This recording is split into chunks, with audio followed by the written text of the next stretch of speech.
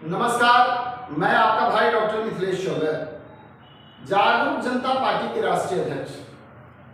अपने मुंह मियां मिट्ठू बनना बहुत आसान है। देश तोड़ने की गतिविधि चल रही है, देश को बांटने की गतिविधि चल रही है।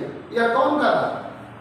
स्वयं सत्ता में बैठे और सत्ता के मिनिस्टर होकर के जब इस तरीके की स्टेटमेंट दे रहे हैं तो समझिए दाल में काला है। वे स्वयं ऐसे लोग हैं जो देश तोड़ने की गतिविधियों पर काम कर रहे हैं, देश को पिछड़ा बनाने की गतिविधियों पर काम कर रहे हैं, देश के नागरिकों को गुलाम बनाने के लिए काम कर रहे हैं। अर्थव्यवस्था चौपट होते जा रहा है। रेवड़ी फ्री में बांटकर वोट लेने की बात कहने वाले स्वयं प्रधानमंत्री अपने जो करीबी साथी मित्र उद्योगपति हैं उनको अरबों अरब लाखों करोड़ रुपया फ्री में अनुदान दे रहे हैं, उनके कर्ज को माफ कर रहे हैं। और जनता को क्या कर रहा है? जनता का कर्ज कितना माफ किया गया? वैसे लोनी जो जनता है उसके लोन को कितना माफ किया गया, लेकिन कारपोरेट के लोन जो इनके करीबी हैं उनके लोन को कितना माफ किया गया? हिसाब तो लगाने की चीज है ना। 3.5 लाख हजार करोड़ रुपया का लोन माफ किया है इन्होंने कारपोरेट का।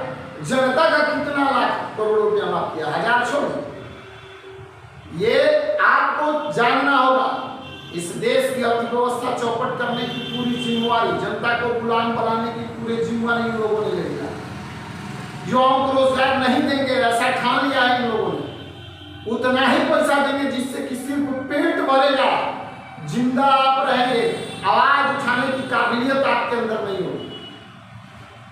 यह सरकार ऐसा ठान लिया। इसलिए मैं आपसे कहूंगा, आप जगिए और जग के आवाज दीजिए।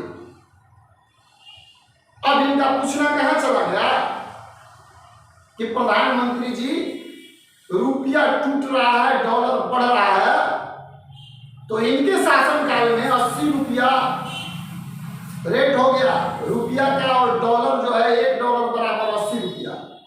इनके शासनकाल में लगभग 22 रुपया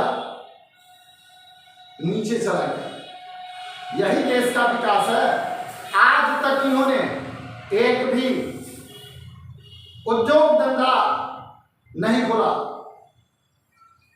जितनी भी व्यवस्थाएं हो रही है सब प्राइवेट को दे रहे हैं, कह रहे हैं देश का विकास हो रहा है। देश का विकास ऐसे ही होता है क्या? देश के विकास के लिए सामान्य शिक्षा लानी होगी, फ्री पढ़ाई, फ्री दवाई लाना होगा आपको, सामान्य सुरक्षा की व्यवस्था करनी होगी, न्यायिक प्रणाली में समानता होनी चाहिए। देश को बढ़ाने के लिए हर व्यक्ति को सामान्य नजरिया से देखना होगा। जाति, धर्म, संप्रदाय, लिंग का भेदभाव, आपस में लड़ाई लगाना, ये नहीं चलेगा। इस चीज को रोकनी होगी।